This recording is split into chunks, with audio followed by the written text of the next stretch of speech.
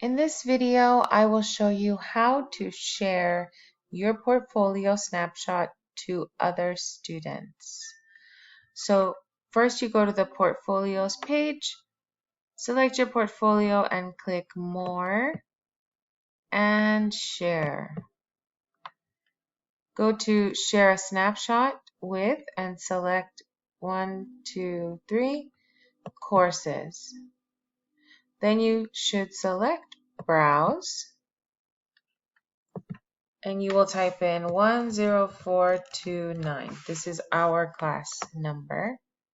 Press search, select, and submit. Press submit one more time, and you should see this message, success. So now it's shared to the course.